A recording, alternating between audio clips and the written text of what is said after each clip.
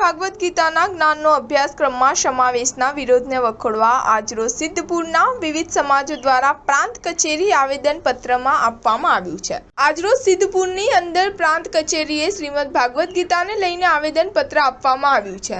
સિદ્ધપુરના RSS ધર્મ સમાજ વેપારી મંડળ અને વિવિધ લોકોએ ભેગા મળીને મોટી સંખ્યામાં પ્રાંત કચેરીએ આવેદનપત્ર આપ્યું કે અત્યારે ધોરણ 6 થી 8 ની અંદર ભાગવત ગીતામાં ભણાવવામાં આવે છે। તેને લઈને કેટલાક લોકોએ પોતાના અંગત સ્વાર્થ અને રાજકીય સૃષ્ટિકરણ માટે તેનો વિરોધ કરી રહ્યા છે। તેના વિરોધને કડક શબ્દોમાં વખોડીએ છીએ। ભાગવત ગીતામાં દર્શાવેલ મૂલ્યો અને સિદ્ધાંતો કોઈ પણ ધર્મ, જાતિ કે પંથ કે મતભેદ ધરાવતો ગ્રંથ નથી। ગીતાના અંદરના કર્મયોગના નીતિગત સિદ્ધાંતો અને મૂલ્યો સમજાવ્યા છે। આમ ભાગવત ગીતા ગુજરાત સરકારે શિક્ષણની અંદર આનો સમાવેશ કર્યો છે।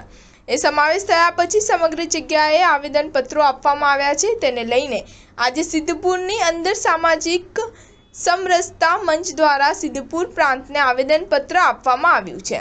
Star news 7 Patan. माता की जय, गीता माता की जय। આપણને સૌને ધ્યાનમાં છે આપણી માનનીય ગુજરાત સરકારે આ શૈક્ષણિક વર્ષ 2024-25 થી ધોરણ 6 થી 8 માં ઉચ્ચ પ્રાથમિકમાં આપણા ભારતના સત્ય સનાતન હિન્દુ ધર્મી અને તમામ ભારતીય બાળકોના માનવીય સંસ્કાર, માનવીય મૂલ્યોના સંસ્કાર જળવાઈ રહે તે માટે શ્રીમદ ભગવદ્ ગીતાનો અભ્યાસક્રમ દાખલ કર્યો છે। આપણને ખબર છે શ્રીમદ ભગવદ્ ગીતા એ વૈશ્વિક ગ્રંથ છે। એને કોઈ જાતિ, ધર્મ અથવા કોઈ દેશ સાથે ખાસ નાતો નથી, પણ સમગ્ર દુનિયાના માનવ માત્ર માટે નાતો છે। સમગ્ર વિશ્વના તમામ સમજદાર સાંસ્કૃતિક લોકો ગીતાના મૂલ્યોને સ્વીકારે છે।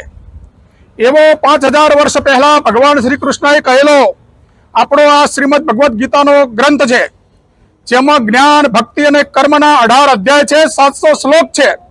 એમાંથી માનવીય જીવનના ઉચ્ચ મૂલ્યો જળવાઈ રહે તે માટે આ માનનીય સરકાર શ્રી આપણા ગુજરાત રાજ્યમાં જ્યારે અભ્યાસક્રમ દાખલ કર્યો છે ત્યારે કેટલાક સંકુચિત, જડ, વિરોધ ખાતર વિરોધ કરનારા તત્વો આનો વિરોધ કરી રહ્યા છે।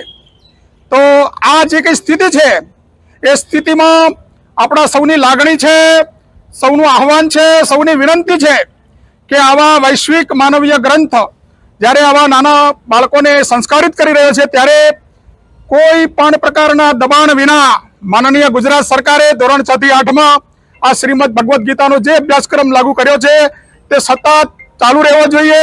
એ જ સૌની લાગણી છે। ભારત માતા કી જય। ગીતા